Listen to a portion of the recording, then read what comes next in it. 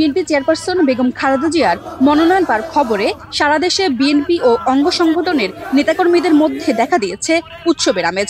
সোমবার রাতে দলীয় মনোনয়ন ঘোষণার পরপরই ফেনীতে আনন্দ মিছিল ও মিষ্টি বিতরণের আয়োজন করেন বিএনপির দলীয় নেতাকর্মীরা।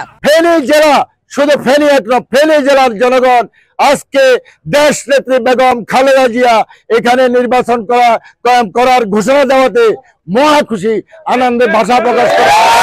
অন্যদিকে বিএনপির মনোনয়ন পেয়েছেন ভোলা 1 আসন থেকে গোলাম নবী আলমগীর, ভোলা 2 হাফিজ ইব্রাহিম, ভোলা 3 মেজর অবসরপ্রাপ্ত হাফিজ উদ্দিন এবং ভোলা 4 নুরুল ইসলাম নয়ন।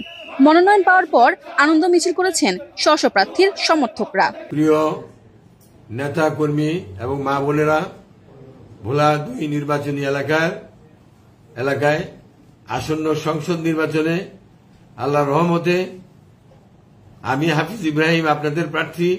আমার সপক্ষে দলীয় নমিনেশন ঘোষণা করা হয়েছে।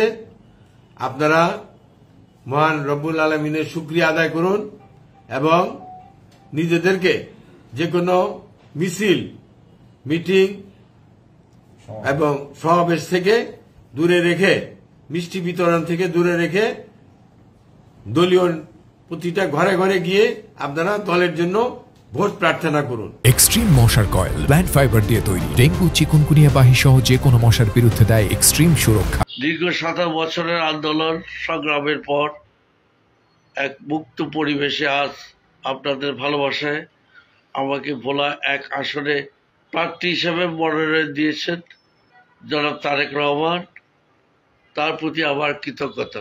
শেরপুর 3 আসন থেকে ধানের শীষের প্রার্থী ঘোষণার পর মাহমুদুল হক রুবেলের সমর্থকরা রাতেই আনন্দ মিছিল বের করেন।